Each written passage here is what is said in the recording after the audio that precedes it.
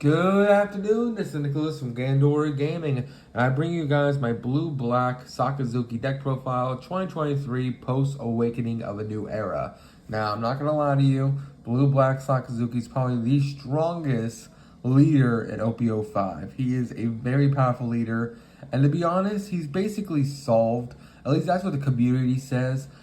They've basically wired out every ratio of card to the point that no one really experiments with this leader. One of the reasons why I was kind of putting off this leader for so long was that once everyone kind of figured out the best way to play this deck, there was no like theory crafting on like different ratios, different cards, and it kind of just put me off. I was like, well, there's already the best version out there. There's no point in playing it because it's not as fun. That's why I kind of like Blue Dolphy, just because you can always improve that deck and it always has potential to grow. This deck, on the other hand, I think has potential to grow as well, but a lot less people are willing to experiment with it because it is a meta deck that already has its best ratios figured out. So that's what this deck video is going to be about. This is my unorthodox list. Bear with me. There's going to be cards that you've never seen in not just a blue-black Sakazuki deck, but literally just in basically any black or blue leader ever. I'm trying out some new cards. They may not sound great on paper, but there's cool concepts I like about them, so I'm trying them out. So bear with me. I just want to experiment with a leader that I feel like is already solved. Let's get straight into this. So first things first, we gotta talk about the leader himself, blue-black Sakazuki. He is blue and black. He is 4 life, 5,000 power, and he has 2 effects that require no Dawn. His first effect says, hey, you can trash a card from your hand and then draw a card. That is a very powerful effect. The fact that he allows you to mulligan a card every turn. Not to mention, since he's not putting the card back, he's actually discarding it. Means cards like Rebecca can add back the cards you discard and summon them, which is really, really strong. Also, it filters out your counters for your non-counters. Big problem with decks is that they don't put enough counters in their deck. And when they get pushed by a red deck or just a deck in general pushing for a lot of damage, they might not have enough counter in hand or any counter in hand to block simple attacks, and that could be the end all of their deck. So the fact that he can filter out the non-counter cards to get the cards you need is pretty solid. His second effect, and the reason why he's actually really, really strong, is that you can give one of your opponent's characters -1 cost when he attacks, which is really, really strong. The fact that you don't have to put a Dawn on him, it just says, hey, when he swings, -1 cost to a character is just really, really powerful. Not to mention he is blue and black, which are some of the best colors in the game. Black has some of the best removal for cost characters, and blue has some of the best removal for cost characters. So the fact that you combine them together in a deck that like black wants to reduce cost and blue wants to remove shit with lower cost, it just makes a match made in heaven. So let's get straight into this. Again, please do not click off the video as soon as you see it, because I am playing an unorthodox build. So let's just get straight into this. There you go. This is kind of the hardest hurdle you guys are going to have to get through. We are playing 3 Shanks. Shanks is a card that came out in the structure deck.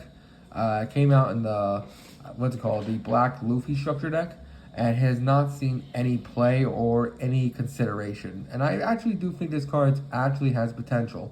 So what does Shanks do? It basically has the ability, on play, you can trash 1 card from your hand, KO to all opponent's characters with cost 1 or less. And I think that effect is actually quite powerful.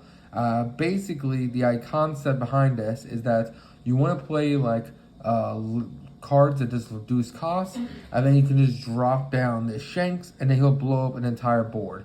The best example I'm going to show you is with Shanks and, of course, our dear boy Isho. Now, the reason why I'm playing Isho is just because he's a cheap man's version of the, 10 drop. I think he's just a cheap version, not to mention he rips cards out of your hand. He also just has the ability to just -3 costs. So for a loss of 1,000 attack, he rips 2 cards out of your opponent's hand, which is pretty nice if they have 6 or more. Also, the fact you just had to put 1 Dawn on him, he minuses by 3 costs. So the idea combo is that you want to summon out your Isho, then on the following turn summon out your Shanks. And the idea is that with Isho, with his effect, will be lowering all his 4 drops or less with 1 cost. and then Shanks will then nuke the field for all 4 or less cost characters, which is pretty strong. You go against a deck like Blue Black Sakazuki, most of their characters, if not all their characters, are 4 costs or lowers. So I feel like this is a really cool nuking concept. They don't remove the Isho off the turn it's summoned, then it can also just nuke their field, which is, I think, really, really cool. Not to mention, if they have 6 or more cards in hand, Isho's ripping 2 randomly out, which is also just really insane. And he's just a really good monster in general. I think the only reason why people don't experiment with Isho is because he is just a 8k 9000. Not to mention when you have Kuzan in the format. Well, actually, I don't even think Kuzan's even played that much anymore, but I don't know. I feel like Isho's just a cheap man's Kuzan, and anything, it has its benefits compared to Kuzan, because Kuzan requires 10 Dawn, and this guy only requires 8, and I don't know. I just feel like it's just pretty, it has its strengths and weaknesses, so I'm considering Isho. Next, we're playing 4 Borsellino. Now, I already know the top row is controversial. Everything else is also going to be controversial. So most people only play 3 Borsellinos, but because we're going for a more top-heavy version of this deck, we're playing more higher cost characters, because in a mirror match, your opponent easily removes 4 less cost characters.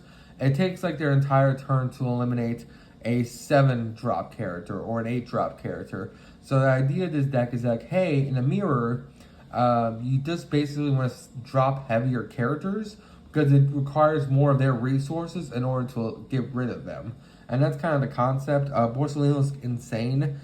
Basically on play, put a character 4 or less at the bottom of the deck. With Sakazuki's ability, you can put down 5 costs, which is pretty amazing. And that's not even counting any of the cost reduction cards we're playing in this deck. So Borsellino is just a really, really great boss monster to the deck, and just a really, really cool card in general. Next is a card that I think people are sleeping on.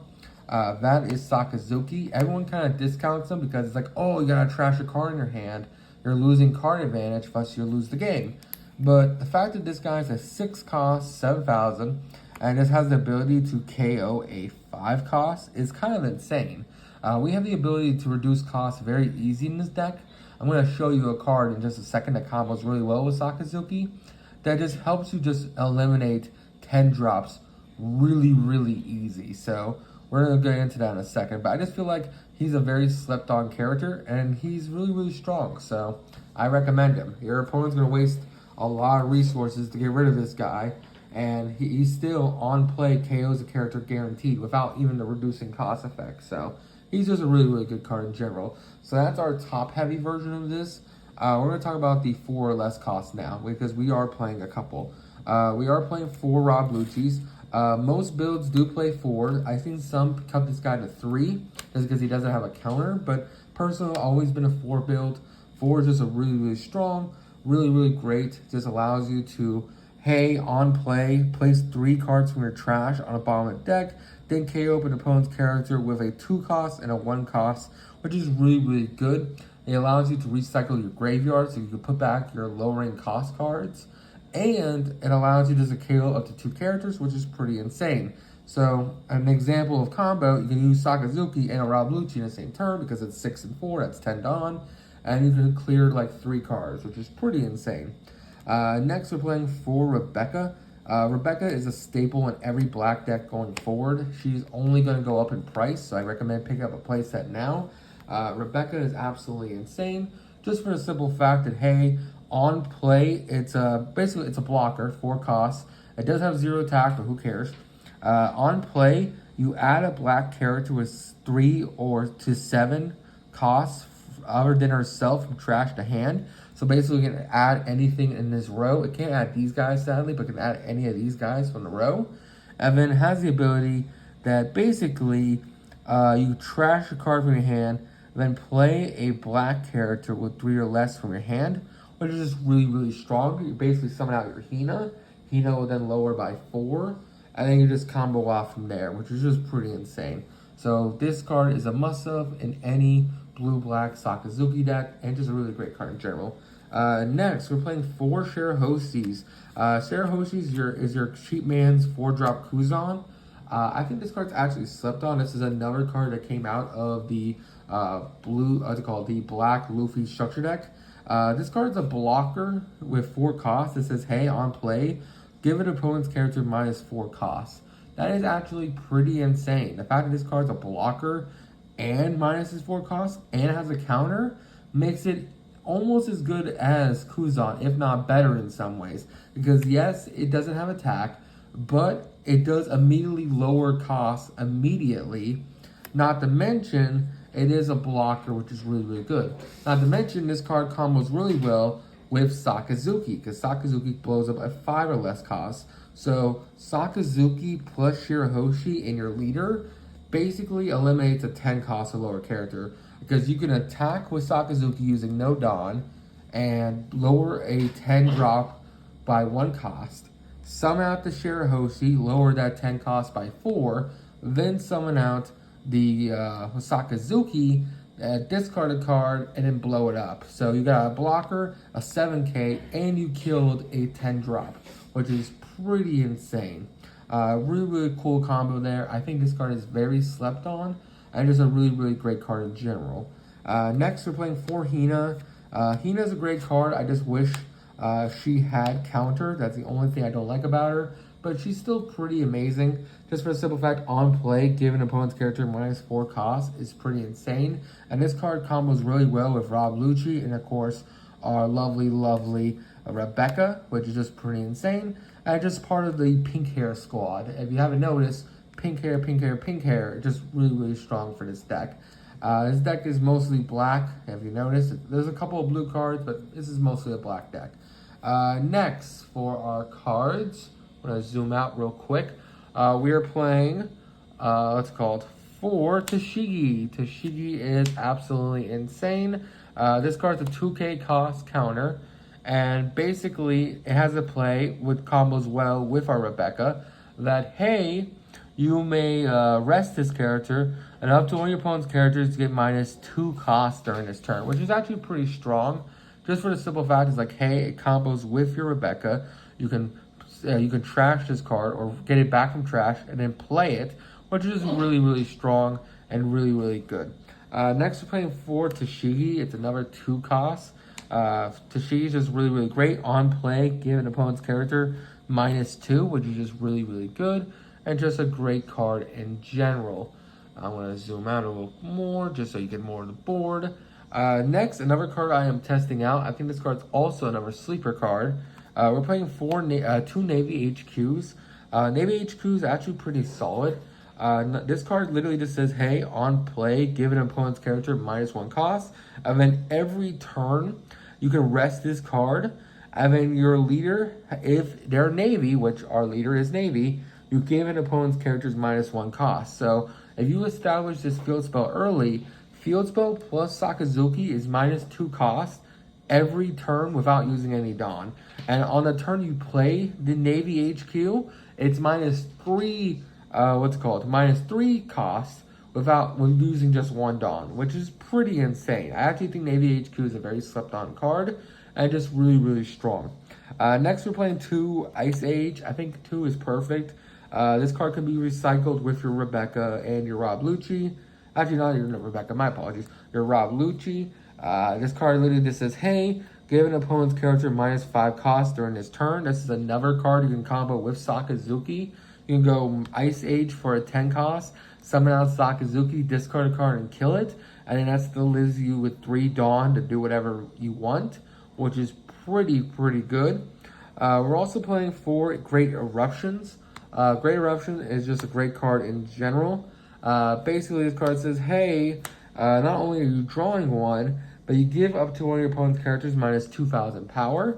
So it's a 1 cost -2, plus it's a draw 1, so it filters itself out, which is just really, really great in general. And then finally, we are playing for Houndblaze. I feel like this is what the deck's known for. Houndblaze is a bannable card. This card's absolutely stupid. Basically, up to one of your opponent's characters or leaders gains 3,000 power during this turn. Then you place a character with a cost of 2 or less on the bottom of its owner's deck. Now, that is a pretty powerful effect. And then its trigger effect is, hey, return a 3 or less cost to the owner's hand. Really, really insane card. His trigger effect says, hey, your opponent chooses 1 card in their hand and trashes it. And I think Ice Age has the trigger to KO an opponent's character with 3 or less cost, which is pretty good. All these triggers are really, really strong and really, really good in general. So that is it for the deck profile. Things I want to mention that are in usual versions of this deck. I'm not playing Brand New. I think Brand New is a solid card, but I feel like Brand New gets killed very easily. He's a 2K, so if you're going against a mirror match, your opponent's going to kill it very easily. Not to mention, we are playing a lot of cards that are not Navy. We're playing 3 Shanks. Shanks is not Navy. We're playing 4 Rebecca. We're playing 4 Shirahoshi. We're playing 4 Rob Lucci. Rob Lucci is a Cypher pull, if you believe it. And I feel like you might not always hit with the Brand New for a card that does have the potential to search. The biggest part about Brand New, which makes a lot of people play it, is even if you do miss, it does mill 3, which makes the Rebecca more live. But at the same time, I don't know. You probably should play Brand New in this deck. You probably should cut some other cards. But I just want to show you an unorthodox version of this deck that most people say is already solved. And it's like already figured out the best version of the deck. I disagree. I think no deck is ever solved. I think that every leader has the potential to grow and expand. And that's kind of what I wanted to show you all today. I wanted to show you a different build. I want to show you a more top-heavy version of Blue-Black Sakazuki. If you want a more traditional build, I can do that for you guys, or you can just go to another channel. There's like 100 traditional Blue-Black Sakazuki builds.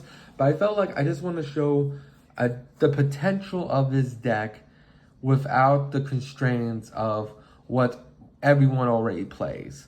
Like, most people play 4 Brand New, 3, what's it called, Borsellino. They play the 4 Kuzans, the one that like draws a card and then when it attacks -4 costs.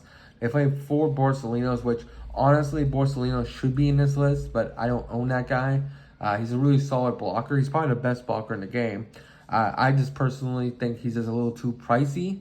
This is definitely more cheap man's version of the deck because this is the most expensive card right here, and this card's only $10. So, yeah, that's basically it. Hope you all enjoyed. Don't do anything stupid, and I'll see you on the next one. Also, I hope you guys enjoyed my new camera setup. I got it for Christmas. I'm really happy about it. And, yeah, that's all I got for you all today. I hope you all enjoy. Don't do anything stupid, and I'll see you all next one. Stay unorthodox. Bye-bye.